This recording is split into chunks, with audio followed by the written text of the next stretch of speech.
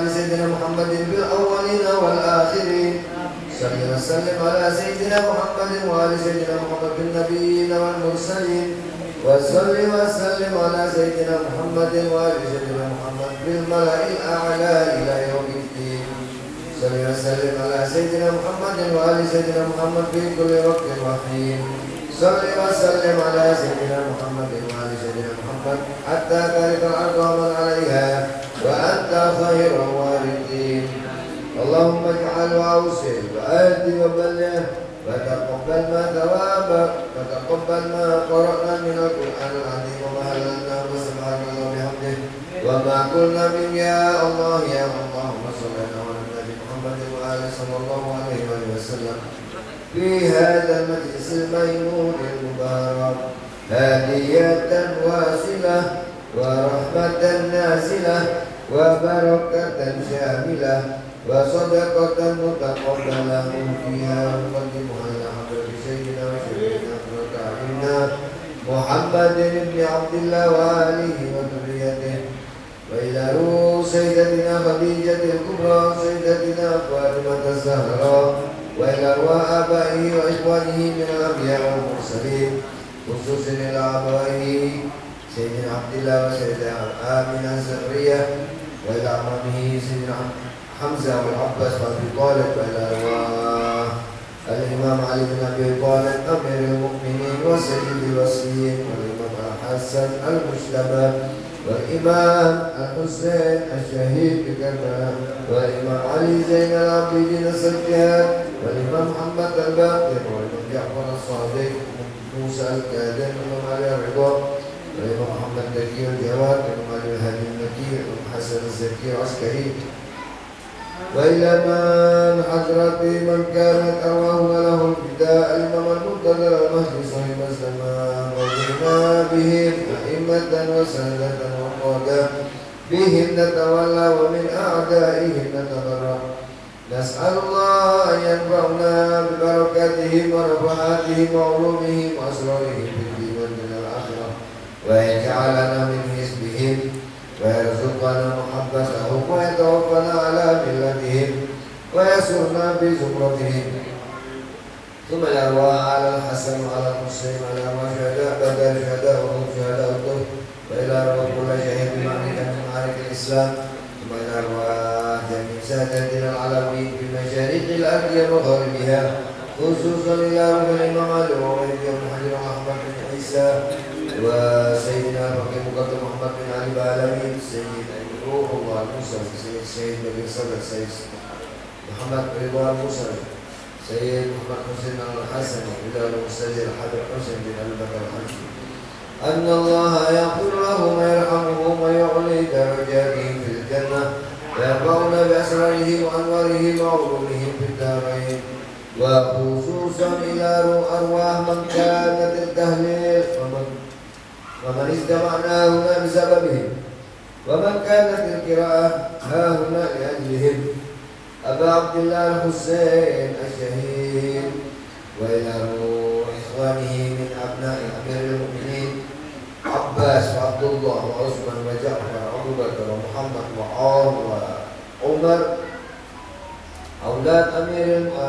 أولاد إمام حسن قاسم أبو بكر وعبد الله أولاد إمام حسين علي أصغر وعلي أكبر ومن بني هاشم جعفر بن عاقل مسلم بن عاقل عبد الرحمن بن عاقل عبد الله بن عاقل محمد بن عبد السعيد بن عاقل عبد الله بن مسلم بن عاقل محمد بن عبد الله بن جعفر عون بن عبد الله بن جعفر وجميع شهداء في كربلاء أن الله يغفر لهم ويرحمهم ويعلي درجاتهم في الجنة ويتغشاهم بالرحمة والمغفرة. أوصل اللهم ذلك الثواب منا إليهم واجعلهم نورا يسعى ويتلألأ بين يديهم. اللهم اجعل بداعا لهم من النار وعتقا لهم من النار وسترا لهم من النار وحجابا لهم من النار وفكاكا لهم من النار ونجاة لهم من النار وأمانا لهم من النار وبراءة لهم من النار وشراء لهم من النار. ثم إلى أرواح أهل هذه البلدة من المؤمنين والمؤمنات والمسلمين والمسلمات وإلى أرواح والدينا ووالديكم وأمواتنا وأمواتكم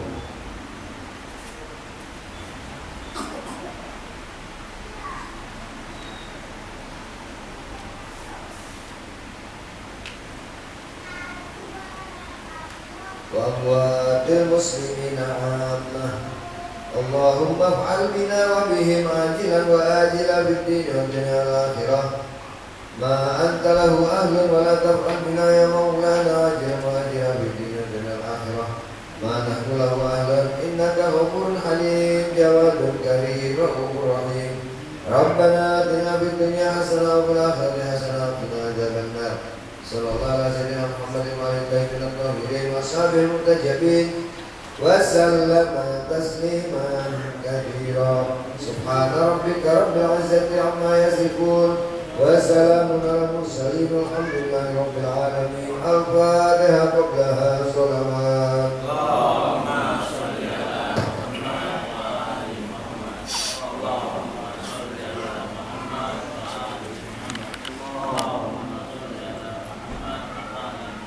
وآل محمد.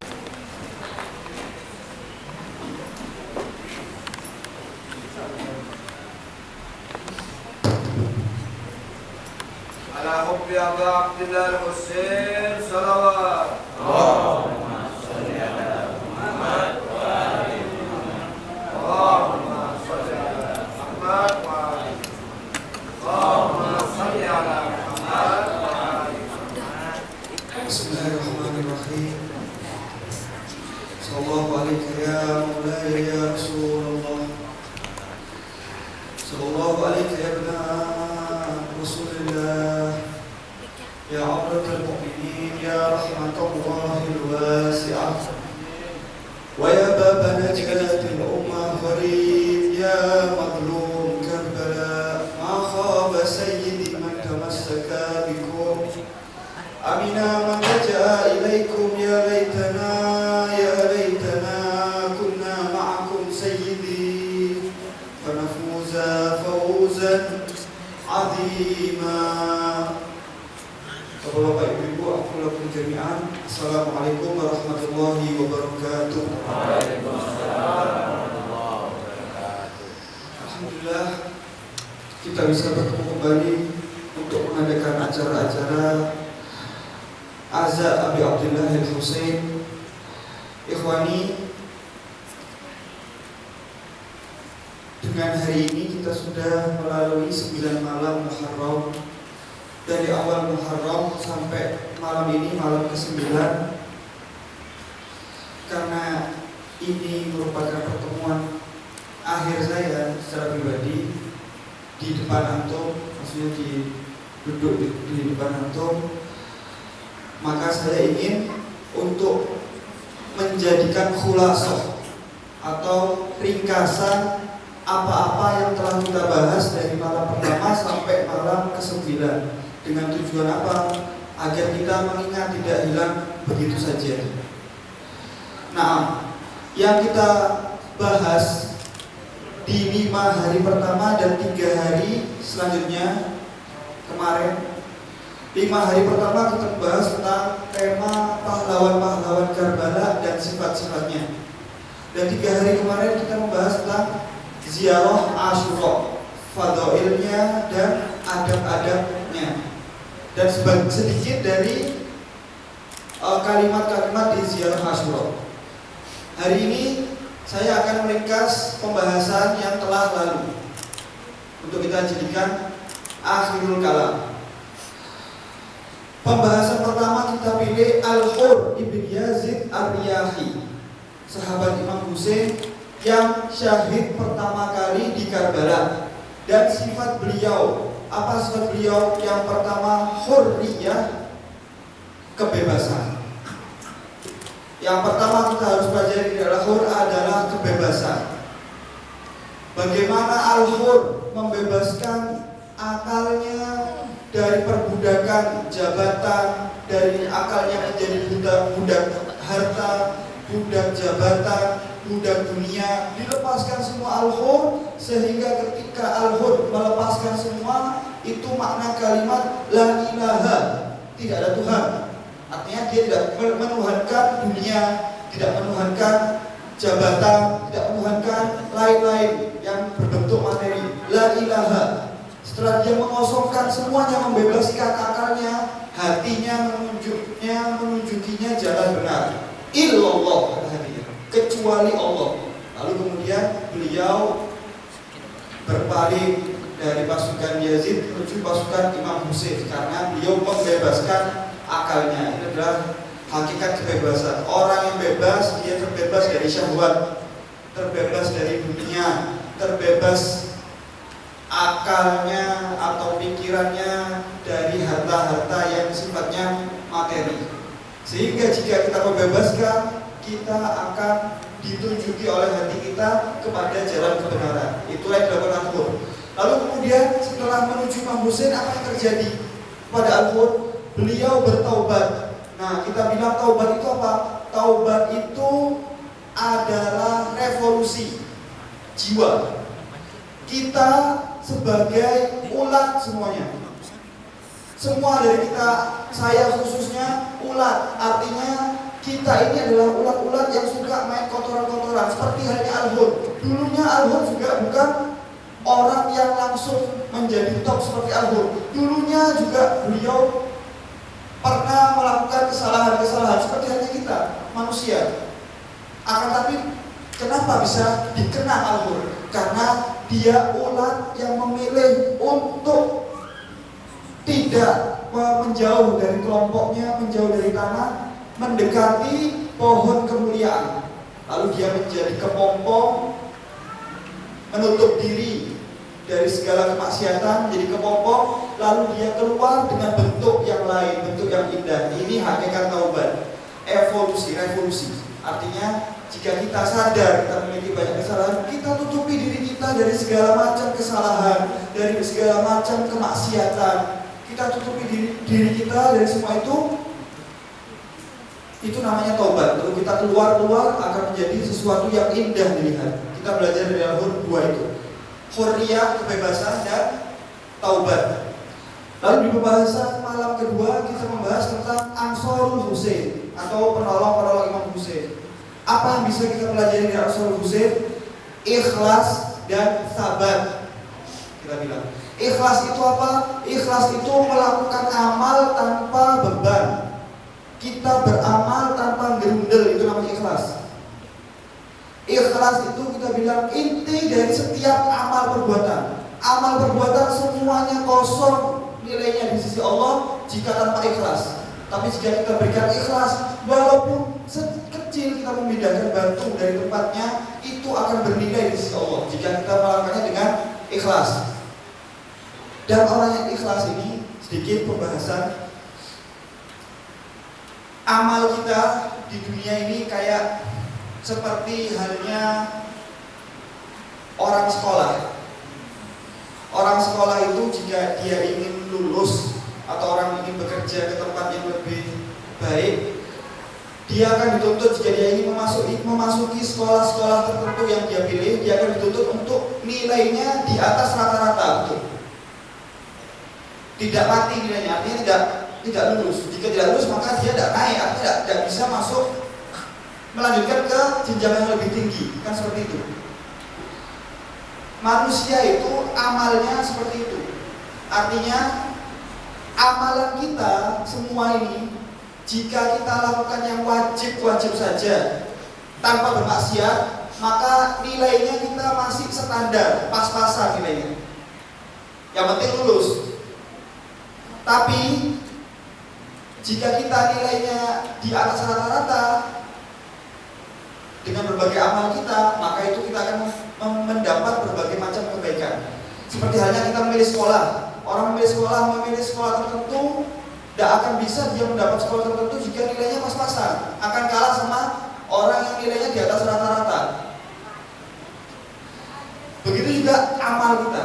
Jika amal kita ini lakukan yang wajib-wajib yang wajib-wajib saja, maka nilainya rata, artinya nilainya standar di Allah, pas-pasan. Apalagi kita tidak tahu masih ya, dengan kita ketidaktahuan kita tentang apakah yang wajib yang kita kerjakan itu sudah diterima atau tidak, atau bahkan ada maksiat di diri kita. Jika ada maksiat, artinya kita tidak lulus. Seperti nilai mati, kalau bahasanya nilainya kita mati, tidak lulus. Itu kalau kita bermaksiat. Maka dari itu, jika manusia ingin melanjutkan ke sekolah-sekolah tertentu, dia harus menaikkan standarnya. Dengan apa? Dengan ziarah, dengan duduk, dengan belajar, dengan melakukan sholat sunnah, puasa sunnah. Itu amalan-amalan sunnah-sunnah itu adalah tambahan diri kita agar kita tidak standar, kita di atas rata-rata, agar kita mampu untuk menggapai tujuan utama kita, yaitu surga. Baik. Masalahnya kita ini tidak tahu apakah yang kita lakukan ini sudah diterima ataukah kita punya dosa yang belum diampuni oleh Allah. Maka manusia itu biasanya kalau ingin ke kerjaan yang lebih enak, lebih banyak gajinya, kerjaan yang dia suka, maka kalau dia nilainya pas-pasan, apa yang dilakukan? Nyari orang dalam, nyari koneksi orang dalam. Tolong dong, anakmu kerja di antum ini, ntar tak kasih. Nah kan gini, kalau orang ingin ke pekerjaan tertentu, dia akan nyari orang dalam. Nah, kita urusan akhirat, kita juga harus memiliki orang dalam. Kita harus memiliki orang dalam ya. Soalnya amal kita tidak terjamin. Benar salahnya tidak ada yang bisa menjamin. Kita harus memiliki orang dalam. Orang dalam itu orang dekat dengan Tuhan yang bisa memasukkan kita ke surga. Siapa orang dalam itu? Orang-orang dalam itu salah satunya yang kita peringati Al-Imam Husain, pensyafaat kita. Nyari syafaat itu nyari orang dalam. Tolong dong, itu namanya syafaat. Minta tolong ya Imam, masukkan aku, ikutkan aku ke surga. Walaupun aku ini banyak dosanya. Nah itu namanya syafaat, nyari orang dalam. Syafaat, semua imam pensyafaat. Tapi ketahuilah Imam Husain syafaatnya lebih luas dan lebih cepat, seperti kata Imam Ja'far Shadiq. Safinatu Jaddi Al-Husain awsa' wa asra'. Kapalnya kakekku Al-Husain itu lebih luas dan lebih cepat jalannya. Artinya syafaat yang digapai oleh Imam Husain, yang bisa diberikan oleh Imam Husain itu lebih luas jangkauannya dan lebih cepat. Ada seseorang yang menata sandal, apakah Imam Husain melupakannya? Imam Husain akan mengingatnya. Orang yang menata karpet, membersihkan, orang yang menyiapkan konsumsi, semuanya antum yang hadir ini semuanya Imam Husain tidak akan melupakan kita. Orang yang menepukkan dadanya karena rasa sakitnya, apakah Imam Husain akan melupakannya? Sangat mustahil. Maka dari itu sekarang ini kita duduk ini tujuan utamanya apa sih? Ngumpulin syafaat. Ngumpulin syafaat dengan berbagai macam khidmat kita yang bisa kita kerahkan, entah itu pikiran, entah itu sedekah, entah itu apapun yang bisa kita kerahkan untuk Al-Husain. Itu yang dilakukan oleh Ansarul Husain, ikhlas, mengikhlaskan dirinya untuk Al-Husain. Suatu ketika di Najaf ada seorang marja di zaman Sayyidil Khou'i. Ketika itu marja tersebut mengajar murid-muridnya yang semua rata-rata calon mujtahid. Ketika mengajar, ketika itu beliau memutus pelajarannya dan berkata, sekarang aku mau mengucap, aku mau menghentikan pelajaran dan mengingat Abi Abdillah bin Husain. Semua murid-muridnya protes, ada yang protes, kenapa? Harusnya kita orang lanjutin pelajarannya agar tidak tertinggal. Kata marja tersebut, lah, sekarang aku lebih memilih menata sandal tamu-tamunya Imam Husain daripada ana harus duduk di depan antum sekarang untuk mengajar. Sekarang aku lebih memilih untuk menjadi penata sandal tamu-tamunya Imam Husain daripada ana harus dihormati dan duduk di depan antum. Karena semalam aku bermimpi, mimpinya seorang marja. Apa mimpinya? Ketika beliau bermimpi, beliau berada di antrian, beliau hisab. Antrian panjang, semuanya para ulama, semuanya para muraji ahli fikih. Dan di depannya yang membagi-bagi syafaatnya Imam Ja'far Shadiq. Akan tetapi sangat lama sekali antriannya ini. Karena pertanyaannya sangat detail. Kenapa engkau berfatwa demikian? Apa tanggung jawab atas fatwamu ini? Kenapa engkau berfatwa demikian? Sangat banyak, sangat panjang sekali hisabnya. Dan aku melihat di sebelah kananku tiba-tiba rombongan masuk surga, rombongan kemudian masuk surga dengan cepatnya tanpa hisab. Lalu aku bertanya, siapakah mereka ini? Kok sampai dengan cepatnya mereka ini masuk ke surga tanpa hisab? Padahal kami para ulama, para ahli fikih ngantri lama. Siapakah mereka ini? Mereka adalah ahli mawakib, panitia yang mengadakan acara Imam Husain. Mereka hisabnya tanpa hisab, langsung disyafaati oleh Imam Husain. Maka itu Al-Husain syafaatnya ausa wa asra, paling luas syafaat Imam Husain. Berbahagialah kita yang masih bisa berkhidmat pada Imam Husain. Banyak dari orang-orang luarnya berharap untuk berkhidmat untuk Imam Husain. Berbahagialah panitia-panitia, sudah istimewa acara-acaranya. Insya Allah Imam Husain tidak akan melupakan antum semua.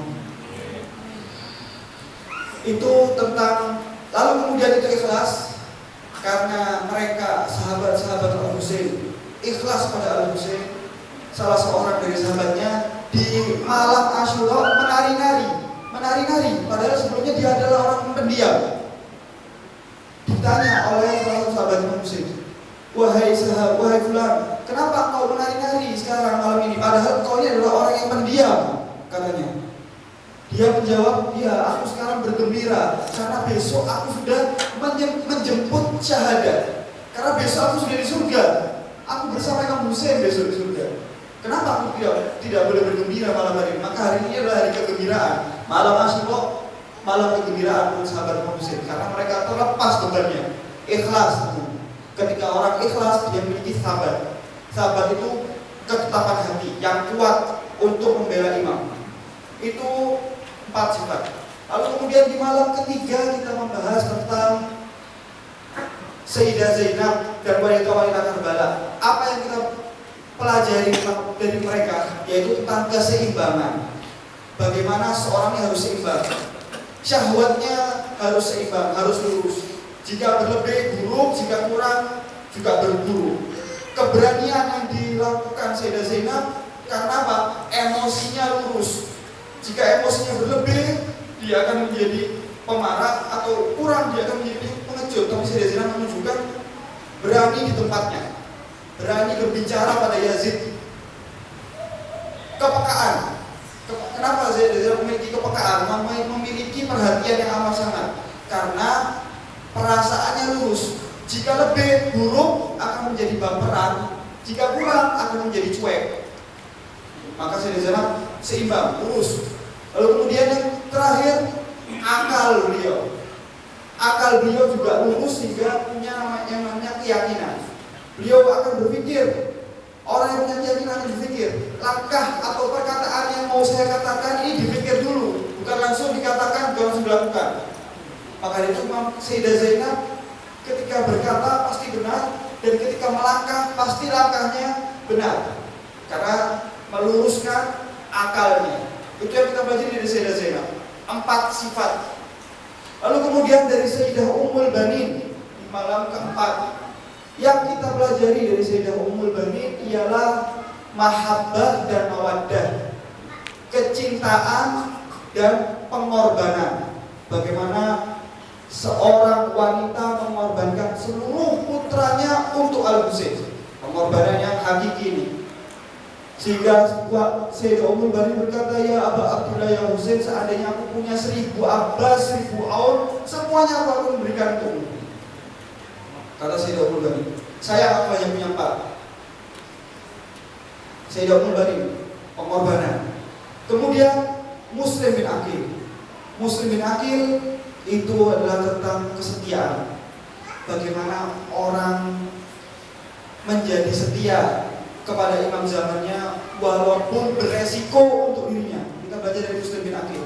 Seperti halnya di zaman Rasulullah di perang Badar, bagaimana orang 313 orang mampu mengalahkan 3 kali lipatnya. Rahasia apa ini yang dimiliki punggawa-punggawa Nabi? para pasukan Nabi yang 313 saja ini bagaimana bisa mengalahkan 3 kali lipat ini? Harus kita pertanyakan apa yang menjadi rahasianya. Karena sebelumnya mereka adalah busato, artinya orang-orang yang basit, orang-orang yang tidak punya, seperti Bilal, seperti Ammar bin Yasir, rata-rata orang-orang seperti ini. Rata-rata orang-orang yang dulunya budak dan sering disiksa, dipecuti oleh tuannya. Rata-rata orang seperti Bilal, orang seperti Ammar bin Yasir. Lalu kemudian datang Rasulullah berkata, duduk. Wahai Bilal, aku dan engkau sejajar. Tidak ada aku lebih di atas, engkau lebih bawah. Tidak. Walaupun kulit kita berbeda warna kulit, aku dan kau sama. Kata Rasulullah. Tidak ada tuan, tidak ada budak. Kita semua adalah budak. Kita adalah budaknya Allah. Aku makan seperti makananmu, aku duduk seperti dudukmu, aku minum seperti minumanmu. Tidak ada bedanya kita. Setara, kata Bilal. Kata Rasulullah kepada Bilal. Sehingga apa yang terjadi? Terenyuh hatinya. Sahih.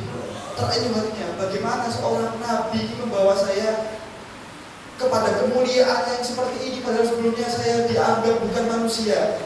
Ketika orang sudah terenyuh hatinya, akan menumbuhkan keikhlasan, akan menumbuhkan kesetiaan yang amat sangat kepada Rasulullah. Ketika dia sudah setia sama Rasulullah, sudah percaya dengan Rasulullah, berapa orang pun mau dia mati pun hari itu, dia akan rela. Karena dia mati demi orang yang dicintainya. Itu yang namanya kesetiaan. Begitu pula Muslim bin Aqil. Walaupun beliau akan dibunuh, walaupun beliau akan dikhianati seluruh penduduk Kufah, demi Al-Husain akan aku lakukan, kata Muslim bin Aqil. Itu yang kita pelajari dari para punggawa-punggawa Karbala dan sifat-sifatnya. Lalu semua sifat-sifat itu, dari kebebasan, taubat, tentang ikhlas, sabar, lalu kemudian ifah, penjagaan, keberanian, Sayyidah Zainab, lalu kemudian kepekaan dan keyakinan, mahabbah, mawaddah, kesetiaan, semua sifat-sifat seperti itu dan masih banyak lagi sifat-sifat yang lainnya mampu bisa kita lakukan dengan cara apa? Yang paling cepat dengan cara membaca Ziarah Asyura. Membaca Ziarah Asyura dapat semua, dapat akidah, dapat tentang kesabaran, dapat tentang salam, dapat tentang baro'ah, berlepas diri dari musuh-musuh. Semuanya kita dapat dengan Ziarah Asyura. Maka itu Ziarah Asyura amat sangat penting sebagai tabungan kita menuju akhirat kelak. Hari ini adalah malam ke-9. Malam ke-9 merupakan malamnya Ali Al-Akbar, putra Imam Husain, yang paling mirip dengan Rasulullah, yang paling mirip dengan Rasulullah secara akhlak, secara cara bicara, secara wajah, semuanya paling mirip dengan Rasulullah. Suatu ketika seorang Yahudi datang kepada Imam Husain berkata, "Ya benar Rasulullah, semalam aku bermimpi bertemu kakekmu Rasulullah. Aku melihat wajahnya amat sangat indah. Ketika dia melihatku dengan penglihatan rahmat, aku ingin sekali memeluknya, memeluk Islam. Maka itu aku mendatangimu untuk mengucapkan 2 kalimat syahadat, ya Abu Abdillah. Sekarang di depanmu aku berkata, asyhadu an la ilaha illallah wa asyhadu anna Muhammadar Rasulullah." Cuma karena mimpi Rasulullah. Lalu kemudian, alhamdulillah, kata Imam Husain, coba panggilkan Ali Akbar. Dipanggilkan Ali Akbar. Wahai, ditutup dengan mubarkok, namanya ditutup dengan kain. Dibuka, duduk kayak Ali Akbar. Duduk ada Ali Akbar, dibuka. Penutup wajahnya. Ketika dibuka, apakah ini yang kau lihat? Wallah, terpiksa Yahudi. Ini yang aku lihat. Ini semalam yang kulihat, ini adalah kakekmu. Yang kulihat semalam ini adalah ini, katanya. Kita menangis si Yahudi ini. Wahai Fulan, kata Imam Husain, seandainya anak kecil ini tertusuk duri, Apa menurutmu bagaimana rasanya? Wallahi ya Abu Abdillah, jika seandainya aku punya Nabi Muhammad di rumahku tertusuk duri, maka aku akan mati melihatnya. Aku tak tega melihat orang seindah wajah Nabi tertusuk satu duri pun aku tak tega, aku akan mati melihatnya. Bagaimana di hari Asyura ketika Ali Akbar terpotong-potong, irban riwayat ketika Imam Husain membawa jasad Ali Akbar, Imam Husain tak tega memanggil semua Bani Hashim, wahai Abu Qadir Abbas, kemarilah tolong aku. Aku tidak mampu membawa Ali Akbarku. Ketika beliau membawa satu badan lainnya tidak terbawa, artinya terputus, irban, terpotong-potong. Ali Akbar adalah manusia dari Bani Hashim yang pertama kali menuju medan perang dan yang pertama kali syahid. Itu adalah Ali Akbar. Biarlah kita mulai pembahasan kita dengan yang pertama kali syahid di antara para sahabat Imam Husain, yaitu Al-Khur, dan kita akhiri pembahasan kita dengan yang terakhir syahid, dengan yang awal syahid dari Bani Hashim, yaitu Ali Akbar. Marilah kita bersama-sama sebentar lagi mengenang Ali Akbar. Sebelumnya Al-Fakir mohon maaf jika ada salah-salah kata kepada antum semua, bapak-bapak, ibu-ibu, jika ada salah sebut nama atau sebagainya dalam pembahasannya. Saya pribadi mohon maaf sebesar-besarnya. Dan saya sangat berterima kasih pada semua yang hadir di sini. Kita berterima kasih yang banyak karena ketahuilah hadirnya antum luangkan waktu untuk hadir di tempat ini. Imam Husain tidak akan melupakan wajah-wajah kita. Imam Husain tidak akan melupakan wajah-wajah kita. Imam Husain akan mengingat wajah-wajah setiap kita, dan Imam Husain pasti akan mengingat siapa yang mau menepukkan dadanya, siapa yang meneteskan walaupun satu tetes air matanya. Imam Husain akan mensyafaatinya. Kita butuh sama orang dalam, kita butuh sama Imam Husain. Dan yang paling bisa membawa kita menuju surga paling cepat, Abu Abdillah Al-Husain. Syafaatnya paling besar. Seluruh orang yang merapikan sandal dianggap oleh Imam Husain, sama seperti yang lainnya, sama seperti ahli khidmat yang lainnya. Para hadirin semuanya insya Allah akan dianggap Imam Husain. Semuanya akan disyafaati oleh Imam Husain Abu Abdillah. Panitia, khususan pada panitia, saya berterima kasih banyak karena semua acara melancarkan segala macam acara dengan berbagai macam kejutan-kejutannya. Kita berterima kasih banyak. Insya Allah yang membalas Imam Husain. Insya Allah membalas kita semua Imam Husain. Yang menyiapkan konsumsi, yang memberikan tamu-tamu Al-Husain makan. Apakah Al-Husain akan melupakannya? Sangat mustahil Al-Husain akan melupakannya. Yang bertabaruk semuanya dari pikiran, dari harta, dari tenaga. Al-Husain tidak akan melupakan kita. Amin. Allahumma amin. Akhirul kalam, jika saya boleh berpesan kepada antum semua, saya hanya pesan satu: istiqomahkan baca doa ziarah Asyura setiap hari minimal 1 kali. Istiqomahkan baca doa ziarah Asyura setiap hari, diistiqomahkan. Insya Allah antum akan melihat keajaiban-keajaiban yang tak terduga. Kita akan melihat keajaiban-keajaiban yang tak terduga jika kita mengistiqomahkan ziarah Asyura. Coba baca perlahan-lahan ziarah Asyura dan diistiqomahkan ziarah Asyura. Jika seandainya ada yang merasa karena sudah baca 40 hari lebih tidak ada keajaiban apapun, antum boleh hubungi saya, boleh hina-hina saya siap. Tapi istiqomahkan baca doa ziarah Asyura kalau saya boleh berpesan, karena banyak sekali keajaiban-keajaiban yang antum dapat rasakan sendiri. Nah, marilah kita sama-sama duduk untuk mengingat putra Al-Husain yang paling mirip dengan Rasulullah. Ala Nabi wa alihi sholawat. Allahumma Bismillahirrahmanirrahim. Allahumma shalli ala Muhammad wa ali Muhammad.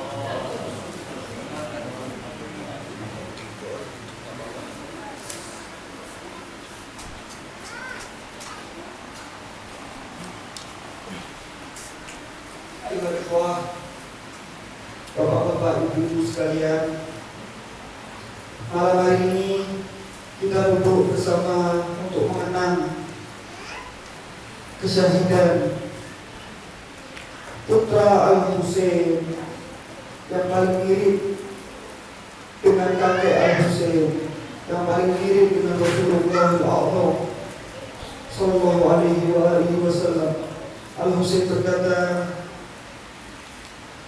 jika kami rindu pada kakek kami Rasulullah, maka kami akan peluk, kami akan cium Ali, karena dia yang paling mirip dengan Rasulullah. Akhlak wa mantiqan, secara cara bicara, secara akhlak wa khuluq, wajah yang amat mirip dengan kakeknya Rasul. Di hari Asyura, dahaga mulai memuncak. Sungguh celaka umat di zaman itu. Cucu nabinya tak diberikan air minum, sedangkan anjing-anjing mereka minum dengan leluasa di sungai Furat. Cucu dan nabinya merasakan dahaga, sedangkan Furat berada di sampingnya. Seluruh sahabat-sahabat Al-Husain di hari Asyura satu persatu bertarung dan satu persatu gugur, sehingga seluruh sahabat Imam Al-Husain gugur. Ketika itu Ali Akbar, Imam Husain, telah mencatatkan sejarah kepada kita semua bahwasanya beliau mengorbankan pertama kali adalah putranya sendiri yang dikorbankan pertama kali. Tapi putra itu bukan sembarang putra. Putra yang dikorbankan pertama kali adalah Rasulullah, manusia yang paling mirip dengan Rasulullah Muhammad.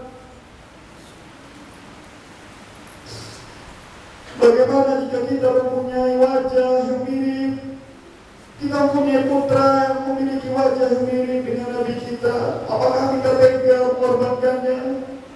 Apakah kita tega memberikannya pedang untuk berperang?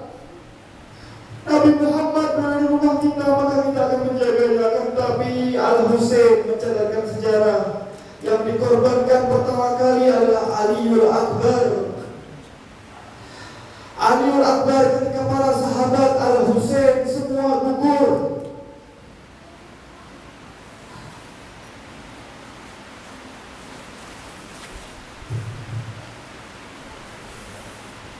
Ketika sahabat-sahabat Al-Husain semua gugur, Aliul Akbar mendatangi ayahnya, berkata, "Wa abatah, ya Aba Abdullah, izinkan aku untuk berperang ya Aba Abdullah." Dikatakan ketika itu Imam Husain menangis ketika Ali Akbar meminta izin kepadanya. Lalu Imam Husain memeluk Ali Akbar. Akan tetapi udara serasa sesak di dada Husain, serasa keluar udara tak mampu untuk dihirup oleh Al-Husain karena sakitnya dada mengorbankan putra tercinta. Al-Husain merasa sesak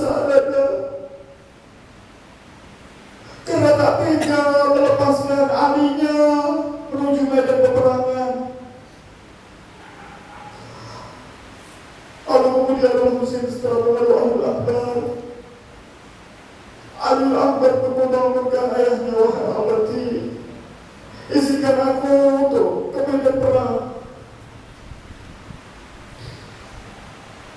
Wah Husainah, wah Husainah. Al-Husain menangis. Al-Husain menangis. Aliul Akbar meminta izin kepada ayahnya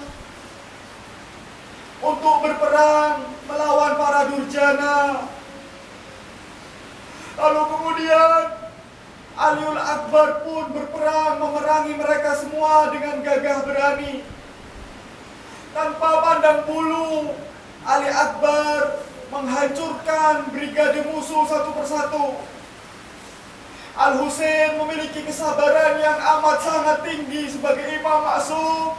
Lalu bagaimana dengan ibundanya yang kesabarannya lebih rendah dari kesabaran Al-Husain melihat putranya berperang?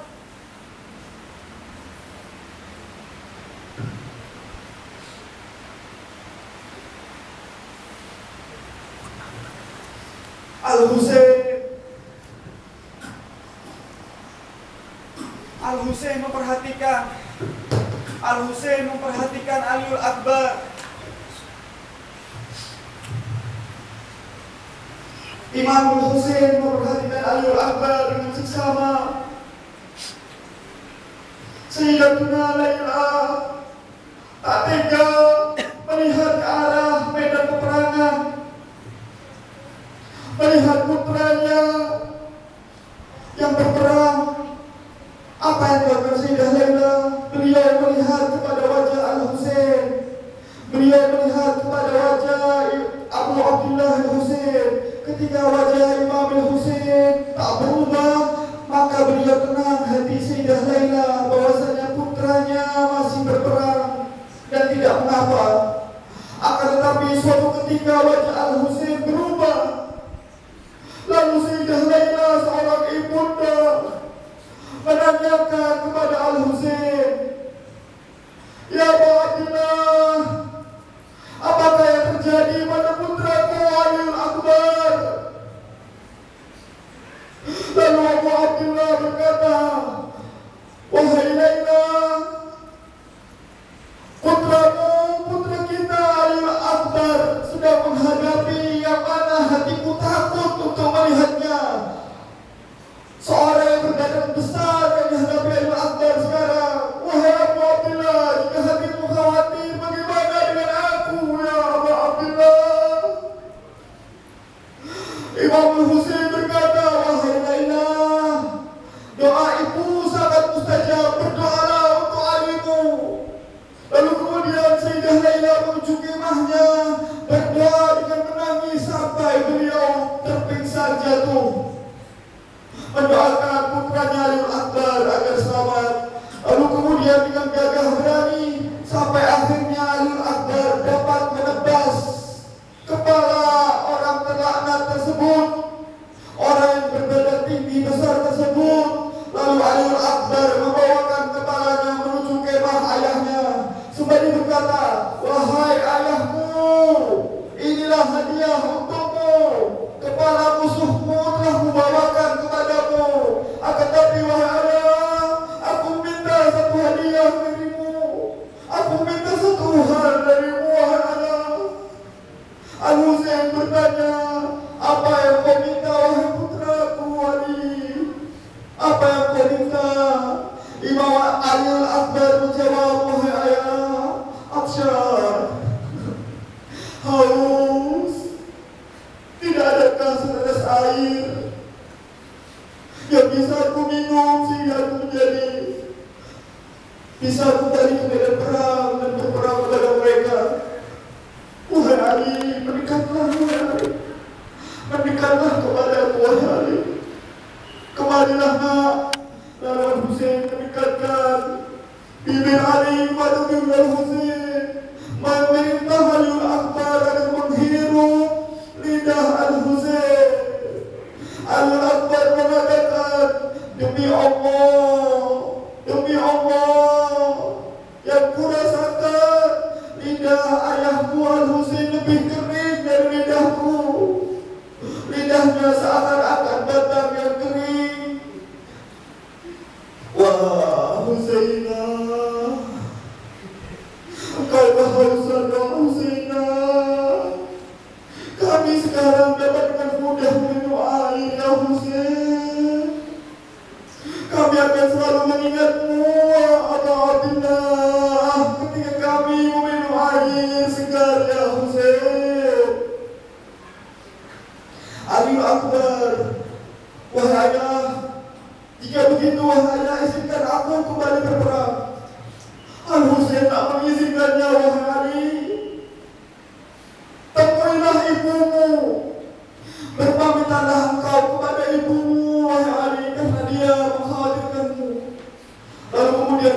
Akbar menuju kemah Sayyidah Lailah. Ketika masuk ke kemah Sayyidah Lailah, didapati ibunya dalam keadaan terpingsan jatuh. Lalu Aliul Akbar mendatangi kepala ibundanya, mengusap-usap dahi ibundanya dan berkata, "Wah Ummah, ini aku Alimu telah datang." Lalu kemudian Sukainah Ali Aliul Akbar membangunkan ibundanya, "Wah Ummah, bangunlah, bangunlah, Ali telah datang, Ali Akbarku telah datang. Doamu telah diijabah oleh Allah, wahai Ummah, dia selamat. Wahai Ummah, bangunlah," kata Ali Akbar. Akan tetapi Sayyidah Lailah tak terbangun, sehingga tiba-tiba Ali Akbar mendengar teriakan dari luar arah kemah, "Hal min nasirin, hal min nasirin, yansuruni, adakah penolong yang menolongku? Hal min mu'inin yu'inuni." Imam Muslim berteriak, "Adakah penolong yang akan menolongku?" Lalu kemudian Ali Akbar bangkit berkata, "Labbaika ya Husain, labbaika ya abdi, labbaika ya Aba Abdullah." Jangan kau berteriak, "Aku masih ada, wahai ayahku." Jangan kau minta pertolongan selama aku masih hidup, wahai ayahku. Lalu kemudian Aliul Akbar meminta izin kepada ayahnya.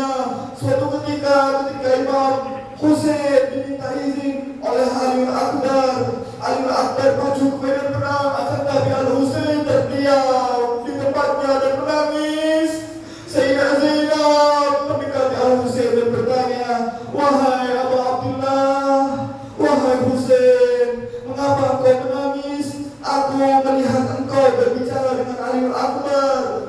Lalu kemudian engkau menjadi menangis tersenduh-senduh seperti demikian. Apa yang dikatakannya kepadamu, wahai Abu Abdullah?" Imam Husain berkata kepada Zainab, "Wahai Zainab, ketahuilah, Aliul Akbar berkata kepadaku, wahai abang, wahai ayah, jagalah ibundaku. Aku tinggalkan dia dalam keadaan pingsan. Aku tak sempat berpamitan kepadanya. Jagalah ibundaku." Aku tak tega melihat Aliul Akbar berpamitan seperti itu. Aliul Akbar berperang dengan gagah berani, memutuskan membunuh beberapa musuh-musuh. Akan tetapi kemudian ayuhal ikhwah, seorang dari belakang mengejarnya, telah membidik dengan anak panah, menancap di punggungnya. Seseorang menancapkan anak panah di dadahnya. Lalu kemudian Aliul Akbar dengan gagah berani mencoba memutuskan anak panah tersebut. Akan tetapi seorang dari belakang memukulkan besi tumpul ke kepalanya. Aliul Akbar terjatuh, jasadnya tersayat-sayat. Aliul Akbar terkeroyok, jasadnya disayat-sayat pedang. Akan tetapi Aliul Akbar berteriak, "Adrik dia, apa ya Husain? Adrik dia Husain, adrik dia Husain."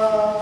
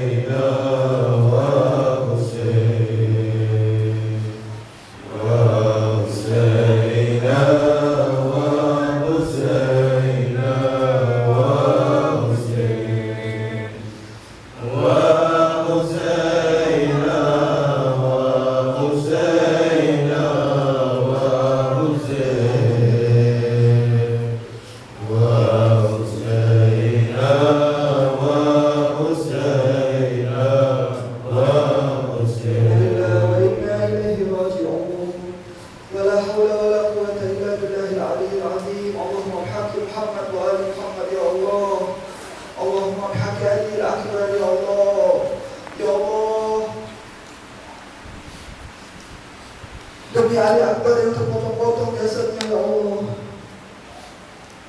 Demi putra Al-Husain yang paling mirip dengan kasih-Mu Rasulullah, ya Allah, kabulkanlah semua permintaan kami ya Allah. Ya Allah, yang sakit di antara kami sembuhkanlah ya Allah. Ya Allah, yang punya urusan permudahlah urusannya ya Allah. Ya Allah, untuk para hadirin di sini ya Allah,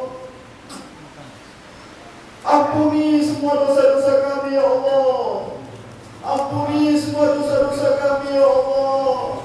Ighfir dzunubana ya Allah. Ighfir dzunubana ya Allah. Yassir umurana. Allahumma shfi mardana. Iqdi hawaijana. Allahumma bihaqqi Muhammad wa ali Muhammad. Allahumma qfina syarra asyrar kaidal fujar. طوارق الليل والنهار بمحمد وآله الأطهار على هذه النية وكل نية صالحة. الفاتحة وقبلها صلوات. اللهم صل على محمد وآل محمد. اللهم صل على محمد وآل محمد. اللهم صل على محمد وآل محمد.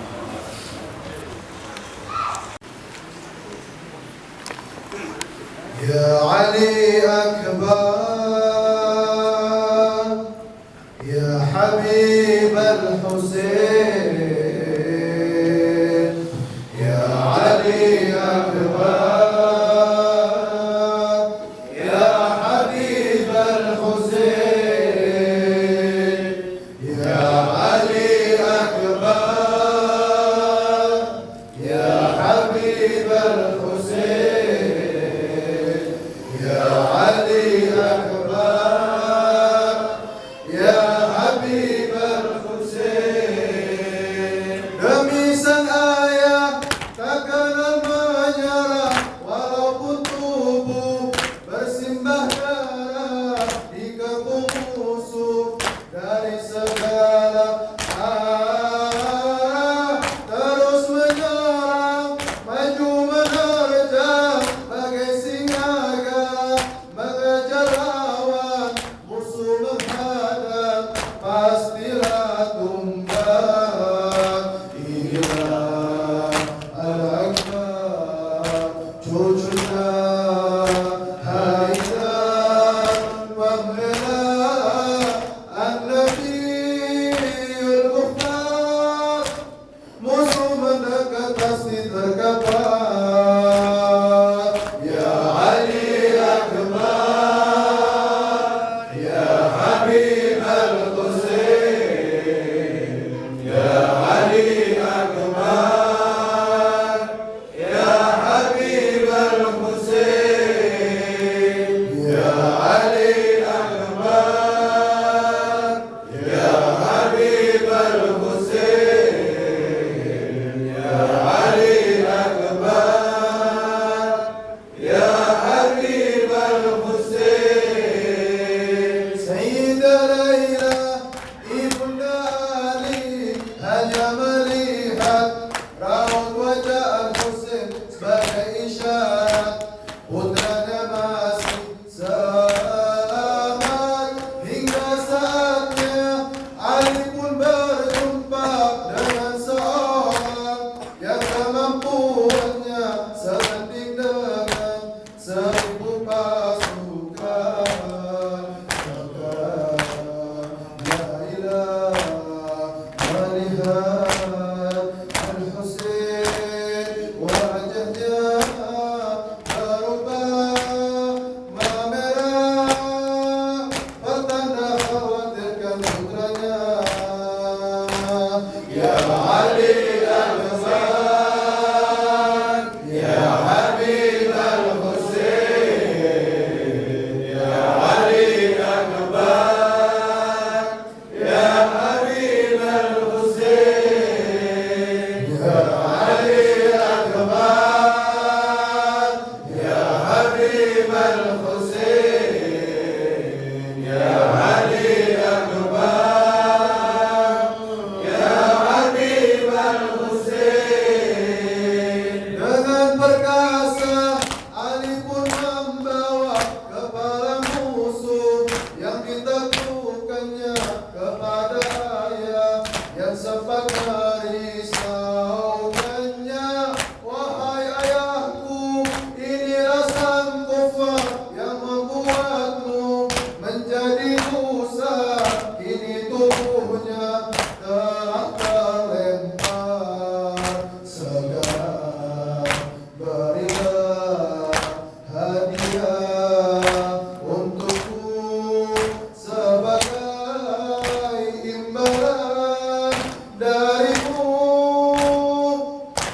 desa yang hancur